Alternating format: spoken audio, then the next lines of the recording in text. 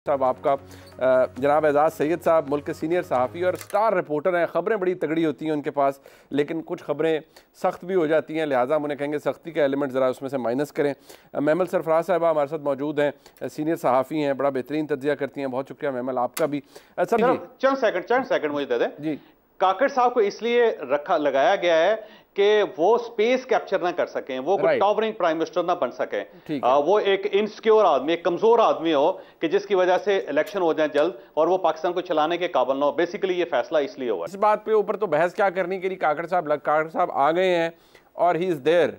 अब ये अगर क्या मैं ये कह सकता हूँ he is there to stay, ये मुझे नहीं पता। ड्यू तो ये है कि जी इलेक्शन 3 महीने में होना है, इलेक्शन कमीशन ने अभी तक कुछ बताया नहीं है।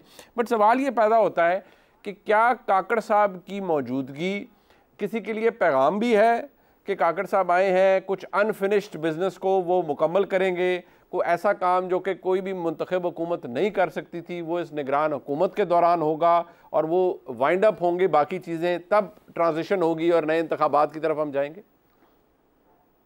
मुनीब भाई बहुत शुक्रिया। मुनीब भाई मेरा ये ख्याल है कि निगरान वज़ीर-ए-आज़म के पास जो इख्तियार है वो तो बड़ी सियासी जमातों ने या इत्तेहादी हुकूमत ने पहले ही दे दिया हुआ है इलेक्शन एक्ट में तरमीम करके, और उनको इख्तियार दे दिया गया है कि जो ऑन गोइंग मंसूबे हैं उनके ऊपर वो फ़ैसले ले सकते हैं। फिर प्राइवेटाइजेशन कमीशन का जो लॉ है उसके ऊपर भी वो फ़ैसले ले सकते हैं।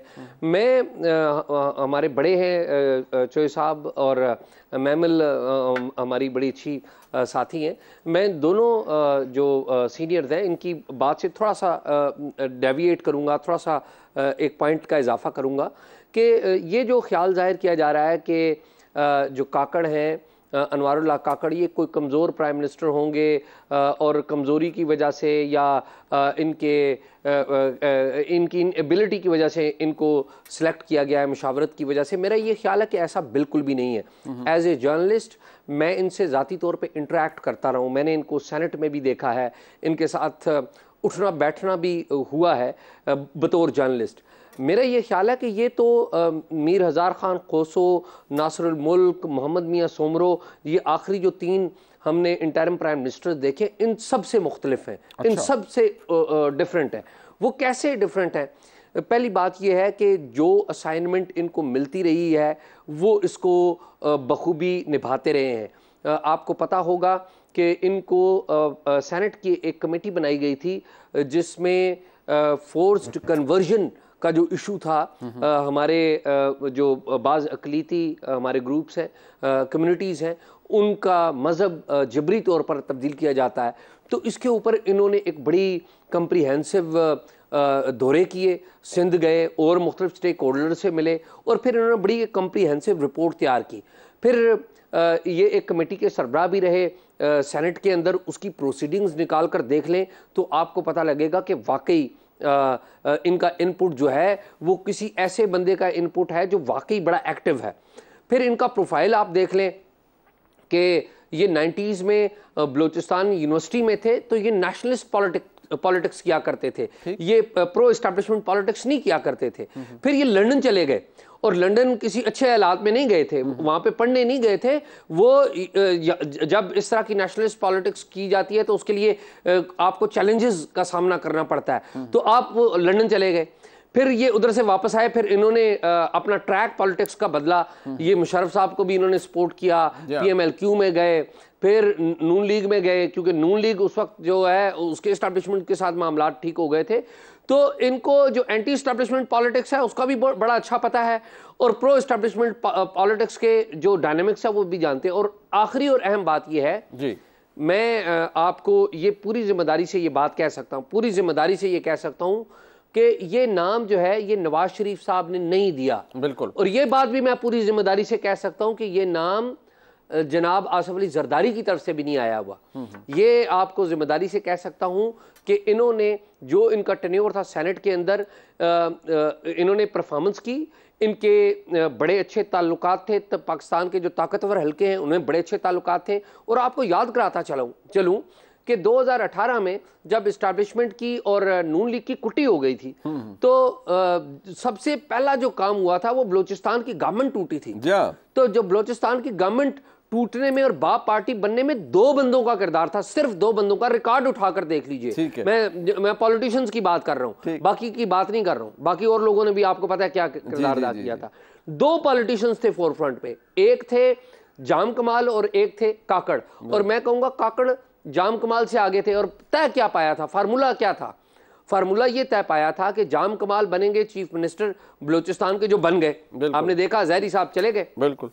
दूसरा क्या था जो इनकम्प्लीट हुआ, वो दूसरी बात ये थी कि काकड़ साहब को, अनवार काकड़ साहब को मरकज में चेयरमैन सेनेट बनाया जाना था। ये बाप पार्टी की तरफ से चेयरमैन सेनेट होने थे, लेकिन हुआ क्या था? नहीं, वो हुआ क्या था? हुआ ये था कि जनरल फैज हमीद साहब आ गए थे, सादिक संजरानी साहब की बड़ी मोहब्बत थी उधर, तो वो जो वजन था ना वो उधर चला गया। तो सादिक संजरानी साहब के भी इनके साथ कोई अच्छे ताल्लुकात नहीं थे। क्यों ताल्लुकात अच्छे नहीं थे? क्योंकि सादिक संजरानी साहब को पता था कि सेनेट के अंदर अगर एक बंदा पोटेंशियली उनको उनकी ग्राउंड पे, यानी उनकी ग्राउंड पे अगर कोई कंपटीशन दे सकता है तो वो काकड़ साहब है। कंपटीशन तो वो अनवार काकड़ है। बिल्कुल। तो मेरा ये ख्याल है कि ये इंटायर, एक लाइन और बोलूंगा, एक इंटायरली डिफरेंट निगरान प्राइम मिनिस्टर आया। और मुझे एक बात का फियर भी है, मुझे ये फियर ये है कि माजी में तो हम कमजोर इंटरिम प्राइम मिनिस्टर्स देखते रहे, ये मुझे मौसर प्राइम मिनिस्टर लगता है, एक्टिव नजर आता है, सियासतदानों से मिलता है, साफियों से मिलता है, ब्यूरोक्रेसी से मिलता है। अगर ये प्राइम मिनिस्टर, अगर इस प्राइम मिनिस्टर ने ये सिस्टम चला लिया, मैं एक बात कर रहा हूं, तो अगर इस प्राइम मिनिस्टर ने सिस्टम चला दिया तो आप समझते हैं कि इलेक्शन वक्त पर होने की यकीनदानी आप और मैं कर सकते हैं, या कोई और भी कर सकते हैं? नहीं, हम बिल्कुल नहीं। साहब, आप जरा ये फरमाइएगा, ये काकड़ साहब आ गए, हमने वो चले ओपिनियंस तो सब आ गए हमारे सामने। अब सर ये फरमाइएगा कि इमरान खान साहब की जमात शदीद मुश्किलात का शिकार है। शाह महमूद कुरैशी साहब ने फरमा तो दिया कि हम उम्मीद करते हैं कि वो इंतखाबात बड़े मुनसिफाना कराएंगे। सर इंतखाबात हो भी रहे हैं या नहीं हो रहे? और काकड़ साहब के आने के बाद मतलब क्या फेट नज़र आता है आपको इमरान खान साहब का या उनकी जमात पाकिस्तान तहरीक इंसाफ का? सर, $1 बिलियन का ये सवाल है कि इलेक्शन टाइम पे होंगे या नहीं होंगे। और आप यकीन करें कि इस वक्त ये सवाल किसी शख्स के पास इसका जवाब नहीं। ना आसफ अली जरदारी साहब के पास है, ना मियां नवाज शरीफ साहब के पास है, ना मियां शहबाज शरीफ साहब के पास है, ना चीफ जस्टिस ऑफ पाकिस्तान को पता है, ना प्रेसिडेंट ऑफ पाकिस्तान को पता है। और मेरा ख्याल है कि शायद आर्मी चीफ साहब से भी पूछा जाए तो उनको भी पता नहीं होगा कि इलेक्शन टाइम पे होंगे या नहीं होंगे। इवन इलेक्शन कमिश्नर से आप पूछ लें जाके, उनसे बात करें, उन्हें कहे जी क्या टाइम पे होंगे, और वो भी सोच के कहेंगे कि हाँ कोशिश करते हैं कि हो जाए टाइम पे। लेकिन मेरा नहीं ख्याल कि इतनी जल्दी हो सकेंगे, क्योंकि अभी बहुत सारे केसेस खुलने हैं। एहसन इकबाल साहब को अदालत ने बुला लिया हुआ है 15 अगस्त को, और उसके बाद जब बहुत सारे लोगों के केस खुलना शुरू हो जाएंगे, मियां शहबाज शरीफ साहब के खिलाफ एक तौहीन अदालत का भी एक मुकदमा है जो किसी वक्त भी एक्टिव हो सकता है कि उन्होंने 14 मई को इलेक्शन नहीं करवाए थे। और वो चीफ जस्टिस ऑफ पाकिस्तान ने अंदिया दिया था। आपको याद होगा कि जब वो केस चल रहा था तो बार बार कह रहे थे कि क्यों ना तौहीन अदालत में गवर्नमेंट को बुलाया जाए।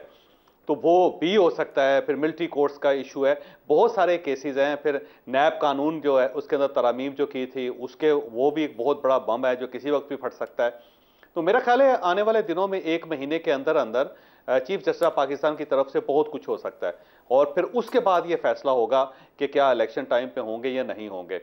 दूसरा, सेकेंडली ये ज़हन में रखिएगा कि अगर अभी पीटीआई की जो जिस तरह क्लिनजिंग की जा रही है, क्लिनजिंग अगर इसी तरह जारी रहती है तो हो सकता है पीटीआई खुद भी ना चाहे कि जल्दी इलेक्शन हो, क्योंकि उनको भी पता है कि अगर हम इलेक्शन में उतरेंगे तो हम पिट जाएंगे, क्योंकि चेयरमैन पीटीआई जेल के अंदर है और शाह महमूद कुरैशी साहब के पास इतनी रकम नहीं है और ना ही उन्होंने वो रकम खर्च करनी है जो इलेक्शन के लिए चाहिए।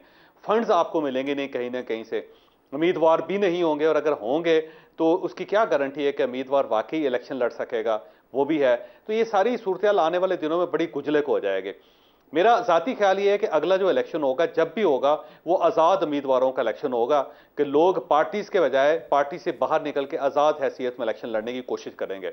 और उसके बाद अगर एक आज़ाद पार्टी बन गई जिसमें सारे आज़ाद लोग इकट्ठे हो गए, तो मेरा ख्याल है वो मेजर चंक इलेक्शंस का वो ले जाएगी, और फिर वो लोग डिसाइड करेंगे कि प्राइम मिनिस्टर किसने होना है, कैबिनेट किसने होनी है। तो आने वाले दिन जो है किसी एक पार्टी के नहीं है, मुझे लगता है कि आज़ाद लोगों के हैं, क्योंकि सिर्फ आज़ाद लोग होंगे जिनके पास महंगाई का दावा होगा, जिनके पास बेरोजगारी का नारा होगा, जिनके पास सारी पार्टीज के खिलाफ बयानिया होगा। बाकी किसी पार्टी के पास कोई बयानिया नहीं होगा, ना वो एंटी एस्टैब्लिशमेंट बयानिया ले सकते हैं, ना वो महंगाई का रोना रो सकते हैं, ना वो बेरोजगारी का रोना रो सकते हैं, ना वो वोट को इज्जत दो का कह सकते हैं, वो किसी भी रोना है। कुछ नहीं कह सकते, सिर्फ आजाद उम्मीदवार होगा जिसके पास कोई ना कोई होगा तो उससे वो इलेक्शन जीत सकता है। बिल्कुल।